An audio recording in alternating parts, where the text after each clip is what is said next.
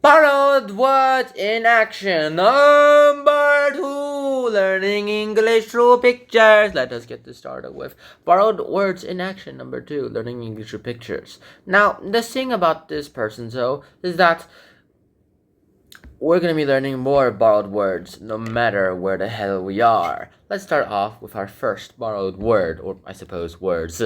Ad nauseum. Then we have aficionado, alfresco, alter ego, au pair, bête noire, bizarre, bouquet, bric-a-brac, and brochure. If you are a long-time watcher of this channel, which I really doubt there are, unless you're my grandma, hi grandma, then we have alfresco. We already did this before. If you are a superhero fan, you'll definitely know what alter ego is, and if you ever read Certain Nine Clues, you'll know what au pair is. And the rest, I'm pretty sure you've heard of this before. They're like standard English words now. Let's start off with ad nauseum. Now, ad nauseum is something that rebellious kids go ahead and do. Ad nauseum is like so often that it becomes tedious or annoying. Like, it's so tedious that it becomes so annoying. Like, stop repeating the same thing every few seconds, because if you do that, it's all needs all nauseum. You didn't do anything yet. I didn't even take it up yet. You didn't do anything yet. I've only started for 5 seconds. You should be able to do at least one thing within those 5 seconds. Now, here's the example comic. People keep saying what a wonderful teacher Miss Collins is. You hear that kind of thing ad nauseum. All the children love her. She'll teach the children so much. I'm so glad Lucy is in Miss Collins' class. Well, I know a fact that is not true. I brought an apple for Miss Collins. Miss Collins hasn't taught me anything yet. Welcome to your new class. I look forward to getting to know all of you. It's like this guy's expecting that everything is instantly downloaded into his brain. What is wrong with this kid? Though I will have to admit, just clicking a button to download information to your brain would go ahead and make school unnecessary. But then again, I love school. Next up, we have aficionados. Aficionados is all about these people that get enthusiastic about something and know a lot about it. Like, for me personally, I'm a Tokusatsu fan. If you're talking about Kamen Riders or Godzilla, I will be at a loss. But Super Sentai and Ultraman, I will be able to do something about it. Go Kaiser!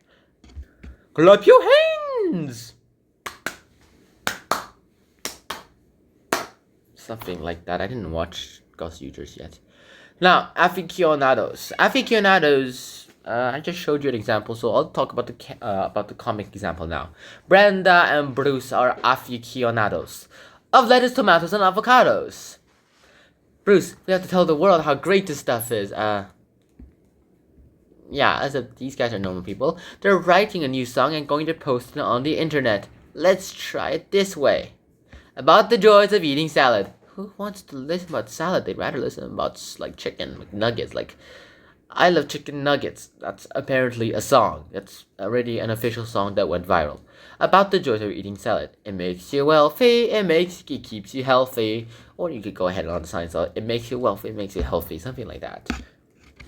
Your pick. Use whatever genre of music you love. Al fresco. We did this before, and this means that we're doing is outside, somewhere open air. Although we did talk about alfresco or something on the idea of going ahead and doing it on your desk. So alfresco. Alfresco though is like going outside. So you should be familiar with this. Like, I would go alfresco, but unfortunately I have quarantined myself inside here to go ahead and do my mental work. During the summer months, many English people... Okay, maybe I should do a British accent. Let's see. A bottle of water. During the summer months, many English people enjoy watching the plays of William Shakespeare. Tomorrow and tomorrow and tomorrow. Al fresco under the stars. I suck at doing accents, but... Nice try. Alright. Superhero fans will know what this is. Alter ego. Alter ego is another word for saying this is like your secret identity. It's like someone who either has a different side of their personality. Alright, so this isn't just like her. This isn't just like superheroes, a secret identity. It could also be like a mental condition where you have a split personality syndrome. That's definitely not what it's called, but I don't know the official medical name for it. I'm not a medical major. Alter ego here. All you have to know is that this is someone who goes ahead and thinks of it in a different way, someone who just hides to be a different way. Superheroes are the most common type where you see alter egos like Peter Parker, Spider-Man, Tony Stark, Iron Man, and who else is there? That's all you need to know for now. Oh, and Bruce Banner and the Hulk. And to go more classical, Dr. Jekyll and Mr. Hyde. Lucy Palmer has created an alter ego in the heroine of her detective novels. Detective Linda Pelosi is a moody loner. She has no personal life and lives for her job. And that's worrying, very worrying. She's also tough, mean, and a woman of action. Totally unlike her creator. Yeah, if I'm like this, then this is definitely what my imagination is. Like, people seem to be nice on the outside, but within their minds, they're thinking, yay, I wish I was this kind of person. And then they're glad they're not.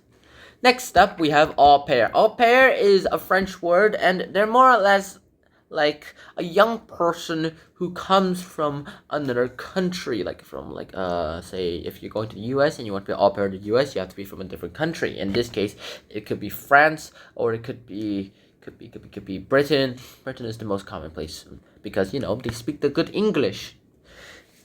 Now, they go ahead and go to a different country to work there for a board and lodging and very little money.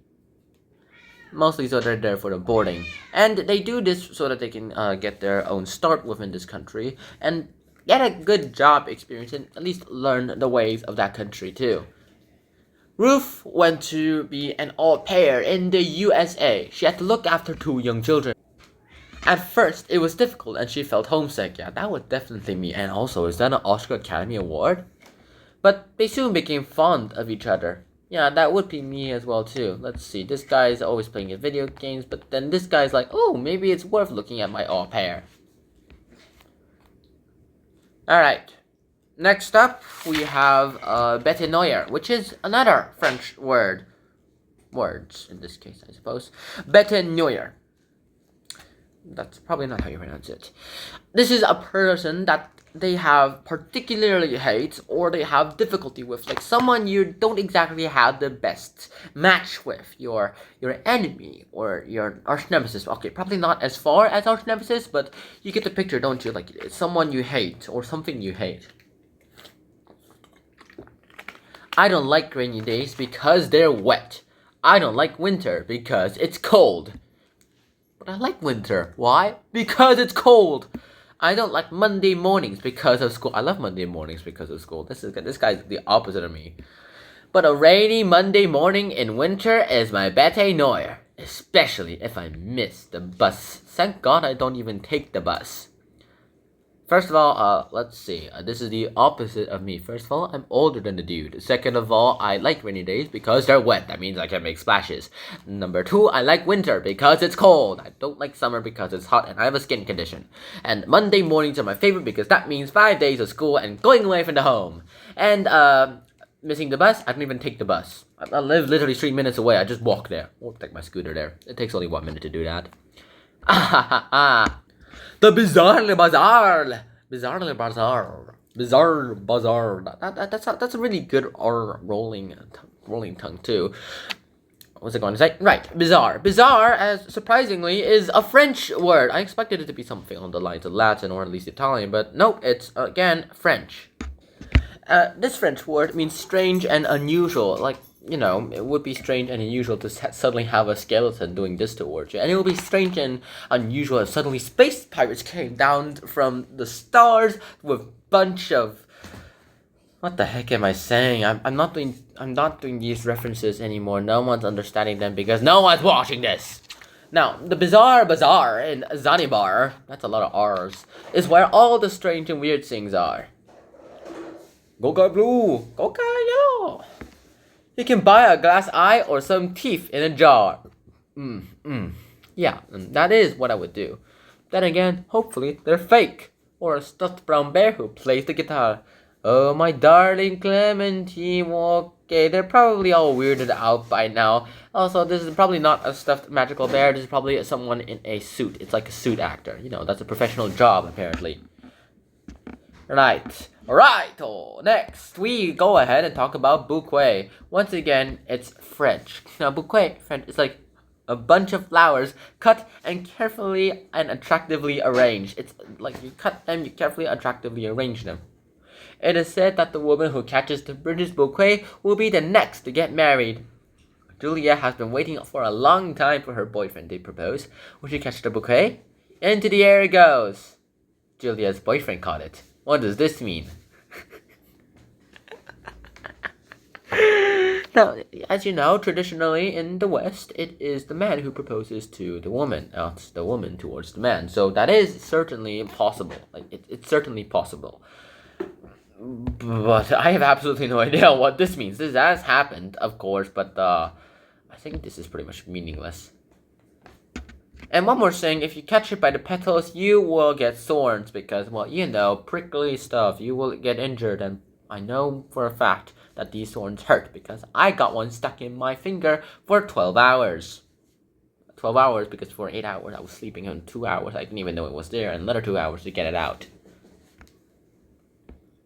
Now, next we have bric-a-brac. Bric-a-brac is, for some reason, French. I didn't even know this. I can't even imagine it was French.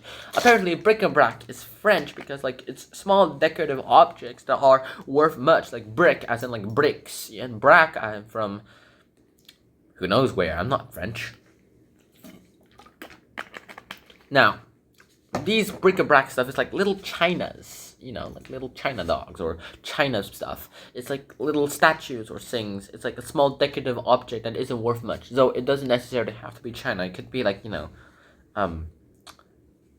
it could just be a mannequin. Kathy bought her first China dog from a bric-a-brac stall at the school market. She didn't know it was to be the start of a collection. Since then, Kathy can't resist places that sell bric-a-brac.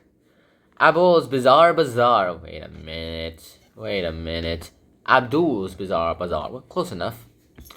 And her collection has grown and grown.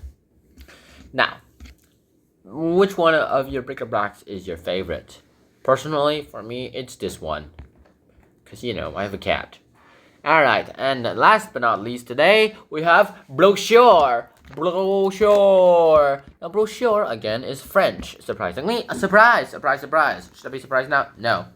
This is a small book or a magazine that contains pictures and informations describing or advertising something. Like, in this case, like schools.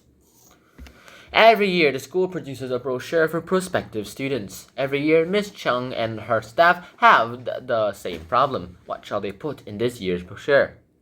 There is so much to highlight. Creative achievements, scientific achievements, sports.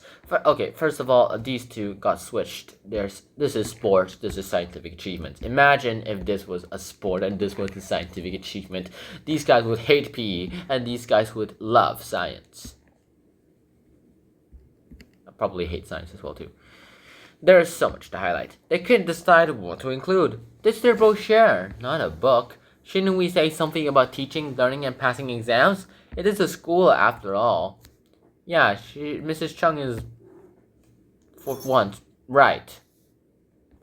And here's our next set of words for next time. Until next time, Shihon out, peace. Bye-bye.